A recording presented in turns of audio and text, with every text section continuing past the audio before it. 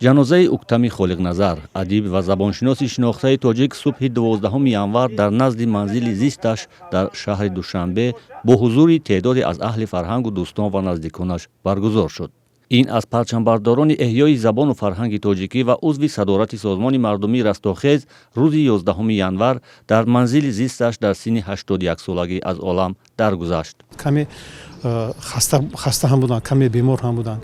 бемори зиёд накаштанд, ҳамагӣ ним соат пас аз қироати намози пешин با همراهی فرزندان با همراهی چند نفر روی دست فرزندشان که همگی چند ساعت پیش سحر از شهر مسکو علیشیر رسیده اومدن روی دست فرزند یگانه‌شان جان و جان آفرین سپردند. فرهنگیان از اوکتام خالق‌نظر به صفت داننده چند زبان، نویسنده و مترجم ادبیات جهانی، زبانشناس فرهیخته و شخصیت کامل نام میبرند. استاد خالق‌نظر با 4 ویژگی پیش من در خاطر من نقش خواهم بست. اول راستی کار، راستی قلم و گفتار و پاکی نهاد.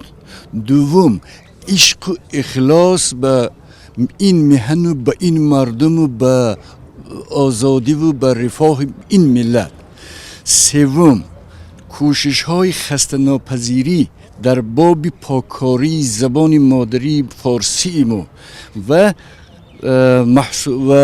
سلسله مقاله های گوناگون ایشان که به این گواه هستند از دانش بسیار عمیق و زیبای استاد خالق‌نظر نسبت به زبان مادری گواه هستند. ایشان دانندی خوبی روسی، عربی و ترکی چغتای هم بودند.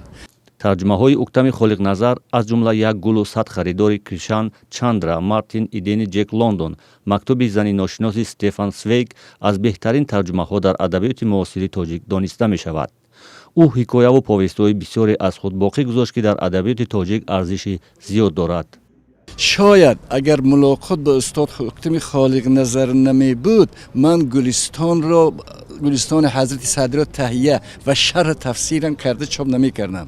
محض به القای ایشان به هدایت ایشان من گلستان تهیه کردم. ایشان گشته و برگشته بازخوانی کردن صمیمانه، عالمانه، صادقانه. اوکتام خالق‌نظر کتاب‌های غلط می‌نویسم و روزنامه‌نگاری آزاد را نیز نوشته است.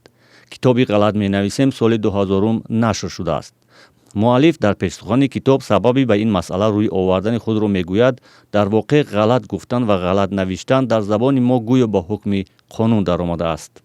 چندین سال در نشریات کار کردم، در روزنامه‌ها کار کردم و سالهایی که استاد در جمعیت پیوند به صفت معاون اول فعالیت داشتند در گسترش یافتن رابطه‌های فرهنگی میان دیگر کشورها بخصوص کشورهای همزبان بسیار زحمت کشیدند و گمان میکنم بعد از اون رسالتی که استاد محمد آسیمی داشتند در جمعیت پیوند کارهای اجرا نشده محمد آسیمی رو استاد اوکتام خالق‌نظر به پایان رساندند، ادامه دادند. اوکتام خالق‌نظر در آغاز سالهای 2000 یک مدت همکار رادیوی آزادی بود و وظیفه نظارت درست‌نویسی در مطلب‌های خبرنگاران را اجرا میکرد. نویسنده و ترجمان معروف در سال 2005 با خواهش خود از اتفاق نویسندگان تاجیکستان خارج شده بود.